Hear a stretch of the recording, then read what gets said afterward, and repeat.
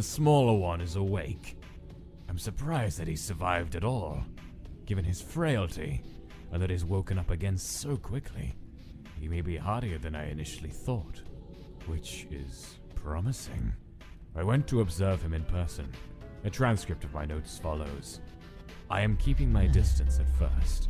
He is poking and prodding at the walls and the floor, though he does not come near the force field. Maybe he senses the aura it gives off. I get the impression he is trying to find a way out. Perhaps he wants to go back to the suspension.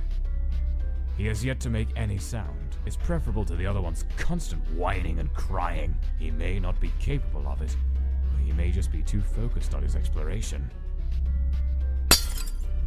I've come closer, and he's caught sight of me.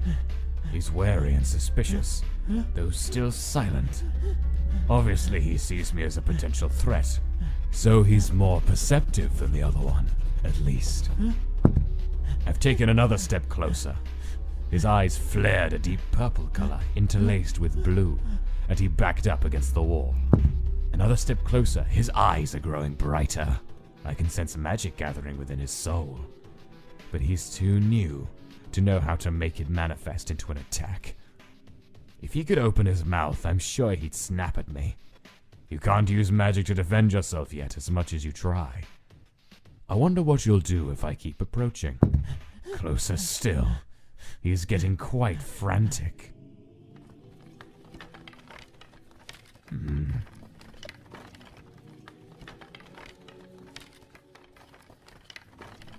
He's rattling his bones at me.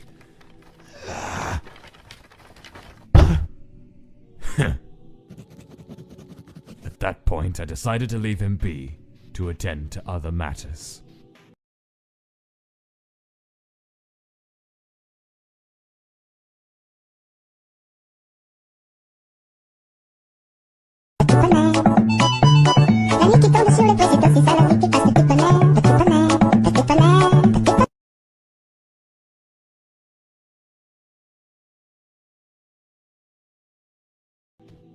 The two of them differ strikingly in temperament. One docile, one hostile. Whether that will make things easier or harder, I will have to see. An unexpected development. I left them within earshot of one another while I was clearing one of the workrooms for future use. It didn't take them long to realize the other was nearby. Perhaps a side effect of the nature of their souls.